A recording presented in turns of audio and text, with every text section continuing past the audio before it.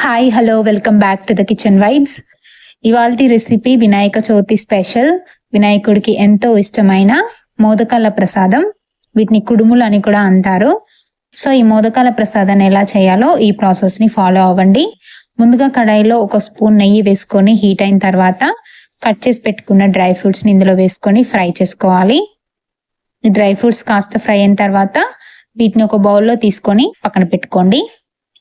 ఇప్పుడు ఇదే ప్యాన్ లో ఒక కప్పు పచ్చి కొబ్బరి తురుముని వేసుకోవాలి. ఈ కొబ్బరి తురుముని నెయ్యిలో కాస్త ఫ్రై చేసుకోవాలి. కొబ్బరి తురుముని మనం తురుమైనా వేసుకోవచ్చు లేదా మిక్సీ పట్టి కూడా వేసుకోవచ్చు. ఇప్పుడు ఇందులో 1 కప్పు బెల్లాన్ని కూడా యాడ్ చేసుకోవాలి. మనం ఏ కప్పుతో అయితే కొబ్బరి తురుము తీసుకున్నామో సేమ్ అదే కప్పుతో బెల్లాన్ని కూడా తీసుకోవాలి. సో ఇప్పుడు బెల్లం అండ్ అలాగే కొబ్బరి తురుము మొత్తం అంతా కలిసేలాగా ఒకసారి బాగా మిక్స్ చేసుకోవాలి. బెల్లం మొత్తం కరిగిన తర్వాత ఇలా కలుపుతూనే మనం ఈ మిశ్రమాన్ని రెడీ చేసుకోవాలి. లేదంటే అడుగు పట్టేస్తుంది కాబట్టి కంటిన్యూస్గా కలుపుతూనే దీన్ని ప్రిపేర్ చేసుకోవాలి. సో ఇలా పాకం అంతా కొంచెం గట్టిపడే టైంలో మనం ముందుగా ఫ్రై చేసి పెట్టుకున్న డ్రై ఫ్రూట్స్, కొంచెం ఇలాచీ పౌడర్ కూడా ఇందులో యాడ్ చేసుకొని ఒకసారి బాగా మిక్స్ చేసుకోవాలి. ఈ పాకం అనేది మనకి ప్యాన్కి స్టిక్ అవ్వకుండా ఇలా సపరేట్ అయ్యేంత వరకు కలుపుతూనే దీన్ని ప్రిపేర్ చేసుకొని ఇప్పుడు స్టవ్ ఆఫ్ చేసుకొని పక్కన పెట్టుకోవాలి. వేరొక కడాయిలో 1 కప్పు వాటర్ వేసుకొని 1/2 టీ స్పూన్ సాల్ట్ వేసుకోవాలి. అలాగే కొంచెం బెల్లం కూడా వేసుకోవాలి. ఇప్పుడు ఇందులో 1 స్పూన్ నెయ్యి కూడా యాడ్ చేసుకొని మొత్తం అంతా కరిగించుకొని వాటర్ని మరిగించుకోవాలి. మనకి బెల్లం పాకం రావాల్సిన అవసరం ఏమీ లేదు, ఇలా వాటర్ మరిగితే సరిపోతుంది.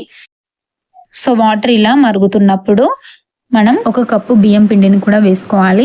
మనం ఏ కప్పుతో అయితే కొబ్బరి తురుము బెల్లం కూడా వేసుకున్నామో సేమ్ అదే కప్పుతో బియ్యం పిండి వేసుకొని ఈ బెల్లం వాటర్ అండ్ అలాగే బియ్యం పిండి మొత్తం అంతా కలిసేలాగా స్పూన్తో ఇలా కలుపుకోవాలి. పిండి వేసాక గ్యాస్ ఆఫ్ చేసుకొని మనం ఇలా స్పూన్తో మ్యాష్ చేసుకుంటూ పిండిని కలుపుకొని మూత పెట్టి ఒక 1/2 గంట సేపు పక్కన పెట్టాలి. ఇలా పెట్టడం వల్ల వేడికి పిండి అనేది కొంచెం మగ్గుతుంది. సో ఇప్పుడు 1/2 గంట తర్వాత పిండి కొంచెం గోరువెచ్చగా అయ్యాక ఇలా మెత్తగా మిక్స్ చేసుకోవాలి. అవసరమైతే కొంచెం వాటర్ అలా స్ప్రింకిల్ చేసుకొని పిండిని మెత్తగా కలుపుకోవాలి.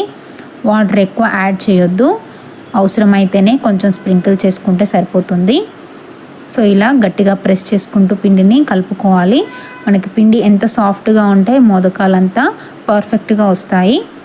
సో ఇప్పుడు పిండిని కలుపుకున్న తర్వాత చేతికి కొంచెం నూనె కానీ నెయ్యి కానీ రాసుకొని కొంచెం ముద్దలాగా తీసుకొని రౌండ్ బాల్ లాగా చేసుకొని సైడ్స్కి ఒత్తుకుంటూ మోదకాన్ని ప్రిపేర్ చేసుకోవాలి. ఇలా మనం ముందుగా ప్రిపేర్ చేసుకున్న స్టఫింగ్ని కూడా మధ్యలో పెట్టేసి సైడ్స్కి ఒత్తుకుంటూ ఇలా మోదకాన్ని రెడీ చేసుకోవాలి. ఇలా చేసుకున్న తర్వాత మన దగ్గర ఫోర్క్ స్పూన్ అయినా లేదా నార్మల్ ఏ స్పూన్తో అయినా ఇలా ఘాట్లు పెట్టేసుకుంటే మనకి మోదకం డిజైన్లో పర్ఫెక్ట్గా వచ్చేస్తుంది. సో ఇలానే మిగతా మోదకాలు కూడా చేసేసుకోవచ్చు. మీ దగ్గర మౌల్డ్ ఉంటే కనుక మౌల్డ్తో చేసేసుకోండి, లేదా ఇలా చేయితో కూడా చాలా ఈజీగా చేసుకోవచ్చు. అడుగు కొంచెం మందంగా ఉండేలాగా చూసుకుంటే సరిపోతుంది, ఎందుకంటే మనం ఆవిరిలో ఉడికిస్తాం కాబట్టి ప్యాన్కి స్టిక్ అవ్వకుండా ఈజీగా వచ్చేస్తాయి. సో ఈ పండక్కి ఈ ప్రాసెస్లో చేశారంటే మోదకాలు పర్ఫెక్ట్గా వచ్చేస్తాయి. వీడియో నచ్చితే కనుక తప్పకుండా సబ్స్క్రైబ్ చేసుకోండి. చూసారు కదా, ఇలానే మిగతా పిండిని కూడా అన్ని మోదకాలు చేసుకొని పక్కన పెట్టుకోండి. నేను ఇవి ఉడికించడానికి ఇడ్లీ కుక్కర్ తీసుకున్నాను.